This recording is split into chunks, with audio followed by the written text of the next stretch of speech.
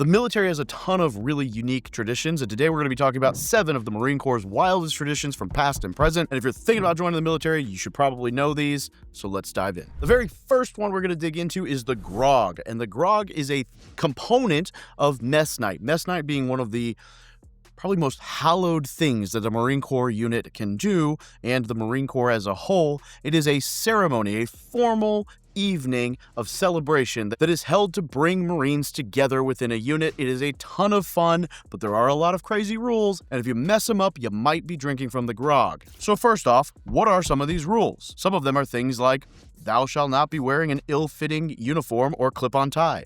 Thou shalt not butcher the Queen's English. Thou shalt not be insolent. Thou shalt not chew gum. Thou shalt not rap on your glassware for attention. Thou shalt not bottom up any glasses for toast except for the toast at the end about the beloved Corps. There's a whole list of rules and regulations that follow mess night, and suffice it to say, if you break them, there is a point where people can bring it to the attention of the mess that you broke a rule, at which point you can be penalized with a fine or drinking from the grog. And these are often a way that units use to raise money, as well as they get to be some very fun storytelling experiences. Another popular part of mess night is the toasts.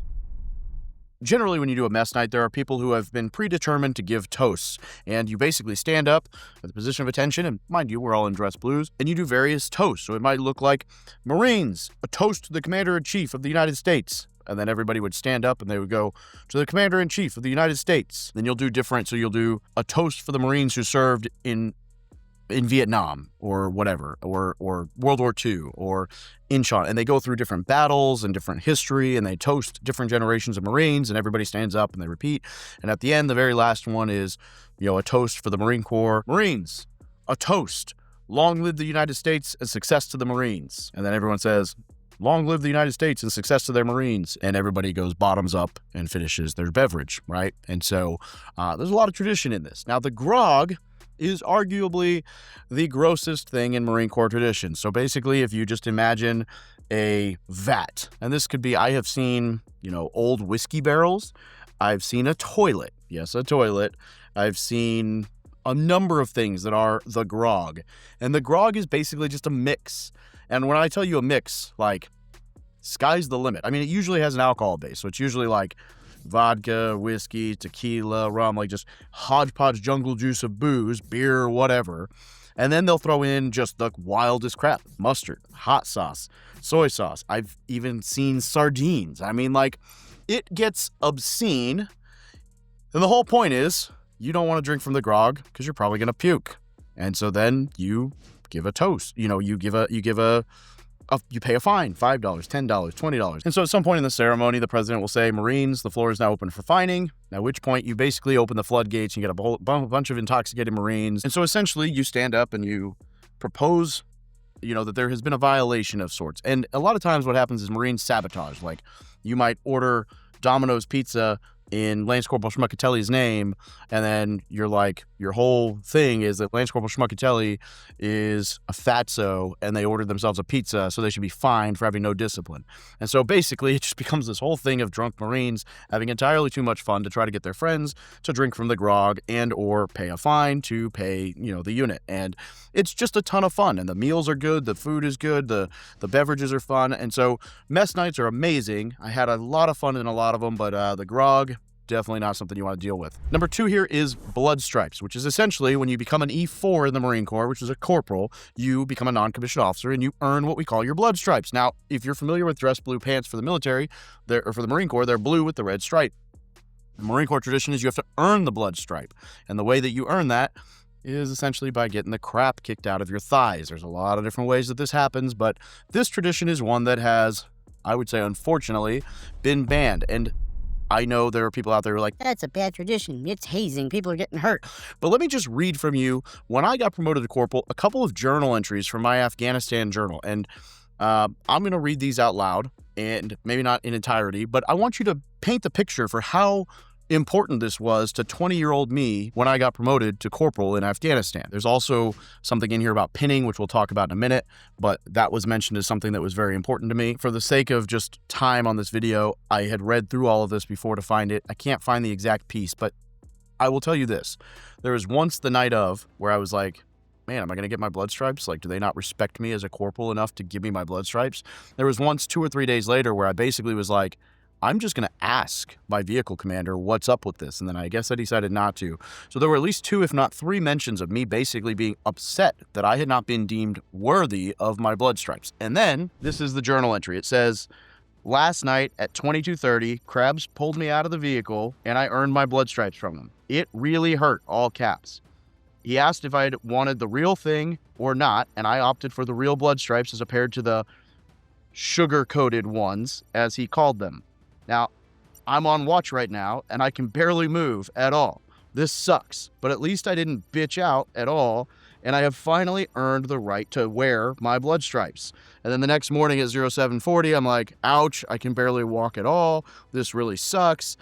But at least I got them, and when I walk slow, I show no limp. Now, I could go on and on and on, but long story to say short, 20-year-old me thought the blood stripes was an honor, and I was genuinely devastated when I didn't earn them. And I will say that as a NCO, staff NCO, it was a mark of privilege until it became considered hazing and had to go away to give blood stripes to Marines that you thought had earned blood stripes. And so personally, I was a huge fan of this, and I hope that the Marine Corps brings it back one day. It'll probably be unofficial, but that is my opinion, not the Marine Corps or the DOW's position. Okay, number 3 here is what you call pinning. This is essentially where the rule was you get your chevrons taken off and your new ones put on, and they have pins on the back, and you weren't allowed to put the backings on the pin for the first 24 hours. And essentially, Marines in your company would come up and they would pin you. They would put it into your chest. And there were points in time where people would have like blood through their undershirt, through their camis even, while earning this. In fact, I gave blood stains to friends with pinning, where you would, I actually had my rights read to me once, because once this got deemed hazing, a Marine asked me to pin them, and his wife me and his wife pinned him to sergeant, and he asked both of us to pin him, and his wife did. So then I, just kind of rubbed it in. I didn't do anything crazy, because at the time it was kind of a no-no, but I figured, like, his wife's doing it, this is fair game, and he asked. And I got pulled aside later that afternoon, and a captain read me my rights, which was kind of ridiculous to me, because it was requested, and why would it be a problem if the Marine requested it? Again, it's a tradition. That said, this also goes for like your dive bubbles, your jump wings, stuff like that. People would pin those, and it's just a mark of pride. Now, this is not something that I'm saying is right, wrong, or indifferent, but this is a tradition that has existed in the Marine Corps. Personally, I loved it. Number 4 is the mustache. Now, these have become a lot more common lately, and I'd like to say I was a pioneer of that, because I wore it when it was not cool. The mustache is within regulations, but in the Marine Corps, it is absolutely not something that higher-ups look down on with pride, and often mustaches are worn as close to out of regs as possible while being within regulations, as kind of a subtle FU to leadership. And like, if you're training, if you're in the command, they do No Shave November. They're really just kind of a rebellious mark. Now, I will tell you, I used to grow it out rebellious in my younger days in the Marine Corps. The day I got promoted to staff sergeant, I grew it out, and all of a sudden everybody loved it. So it was almost like, until I was staff sergeant, everybody hated it, and then once I was staff sergeant, people thought it was cool. It's kind of a weird thing, but I rocked a mustache on and off prior to 2018, but then 2018 until I got out of the Marine Corps in 2021, I rocked a mustache, and then I went full beard, right? And now they're popular, so cool. Number 5 here is challenge coins. You have to earn these. So challenge coins are often handed to you as like a mark of pride, and I'll show you some cool ones. So challenge coins are, they look like this. There's a bunch of different ones. Often they look, I'll show you, this is my war room one, but they're just like a circle like that. This is kind of the tradition. And challenge coins are given to you if you do something well. So you might ask a question of the general, and then the general gives you his coin, or you might win an award, or like, for example, I've got one here from Bravo Company of 3rd Reconnaissance Battalion from when we helped them with RIMPAC, which is Rim of the Pacific. That's a big exercise. And I was the logistics liaison, their point of contact, and I got them hooked up with a lot of stuff. So at the end, their leader gave me a coin. I also, during that same exercise, earned one, and I don't see it over here, so who knows where it is, but from the Sergeant Major of the 2nd Royal Australian Regiment, which is kind of cool. These are the 2 most prized ones I have, and I'll explain them in a second. But essentially, you earn these. And the tradition with challenge coins is if you walk into a bar, whether that's the NCO club, the staff NCO club, the officer club, Marine Corps ball, whatever, if you are on post, on base, and you slap a challenge coin down next to somebody, if they have a challenge coin with them that trumps it, is a higher level on the rank structure, you have to buy them a drink. And if they do not, they have to buy you a drink. So it becomes a drinking game because we're Marines and that's what we do, right?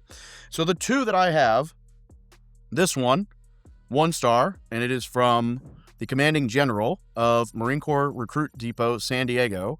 And I got this because I had an honor graduate from recruit training when I was a recruiter. And then I got this one.